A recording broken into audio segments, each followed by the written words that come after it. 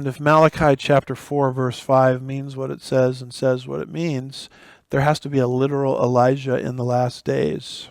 So the viewpoint I have embraced and represent is this is Moses and Elijah literal. They're literally allowed to come back. And I think that way because their calling card is given. They're protected. Revelation 11 verse 5, just like Moses and Elijah. You see the verses there on the screen where you can find that. They turn water to blood and shut up the heavens for exactly 3.5 years. That's exactly what Moses with the blood did and Elijah did with the water. You see that in verse 6.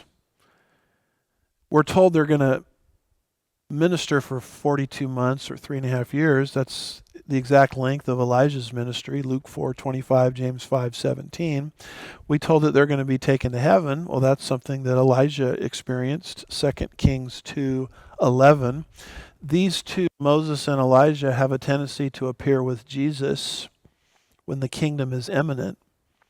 They appeared with Jesus on the Mount of Transfiguration, Matthew 17 verse 3. So it stands to reason that they would appear again here because the kingdom is imminent. Both of their ministries were cut short. Elijah was taken to heaven before he died. Moses was not allowed to enter the promised land. So it stands to reason that God would allow them to come back to complete their ministries. It seems like their appearance is predicted in the Old Testament. Elijah will come back. Malachi 4, 5, and 6. That's why traditional Jews set up Elijah's table, or chair rather, at the dinner table, an empty chair for Elijah. And Jude 9 predicts or talks about a dispute between Michael and Satan concerning the body of Moses. Why would Satan contest the body of Moses in Jude 9? Maybe because Moses is going to need his body again. These prophecies were never fulfilled in the New Testament. John only came in the spirit and power of Elijah. Malachi 4 verses 5 and 6 says Elijah is going to show up.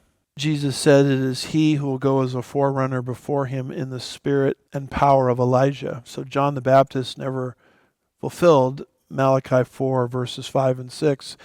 In fact, John the Baptist himself was asked, "Are you Elijah?" And he said there, John 1:19 through 21, "I am not." So the prophecies about Elijah largely remain unfulfilled. So this is just more evidence why I think these two are actually Moses and Elijah. They are there at the Transfiguration. They make appearances when the kingdom is imminent. Matthew 17 verse 3, Moses and Elijah appeared to them. Both of their ministries were cut short. So it stands to reason God would allow them to return to planet Earth to fulfill their ministries. Their future appearances are predicted in the Old Testament. Malachi 4, 5, and 6 predicts Elisha coming before the great and terrible day of the Lord, meaning in that context, the second advent. And then Satan, of course, is disputing with Michael about the body of Moses, which is strange, unless Satan knows that Moses is going to need his body again. And that these prophecies of the return of Elijah were never fulfilled in the New Testament. Malachi 4 verse 5 was never fulfilled in the New Testament because John the Baptist did not come as Elijah. He just came in the spirit and power of Elijah. And then John the Baptist was asked, "Are you Elijah?" And he said no.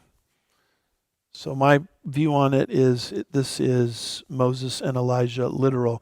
The Hebrews 9:27, it's appointed for a man once to die, then to face the judgment. That's just a general rule. But it's set aside at points. Lazarus died twice. John 11 is it came out of the grave and we assume died again. When Jesus was crucified, people came out of the graves in Jerusalem in Matthew 27. We assume that they died again. So the general rule is, yes, you die once and then you face the judgment, but sometimes the rule is set aside for purposes of a miracle. God, as the author of rules or norms, can set laws aside. He set aside the law of gravity because he ascended, back to the Father. So Hebrews 9:27 is a general rule, but here it's set aside in the case of Moses, and Moses will die twice. He died once in the Old Testament. He'll die again at the hands of the beast in his martyrdom. But God can establish a rule and set aside the rule at will. And so I'm not seeing that as a very significant reason why Moses could not come back. Remember the message statement of the book of Revelation. Christ's ultimate victory over evil provides comfort to Christians of all ages as a stimulus for holy living, because when God fulfills his covenants with Israel, he will gain victory over evil as well as punish it. Notice what God is doing in the book of Revelation. He's bringing the final victory by using, again, the nation of Israel, fulfilling his word to Israel.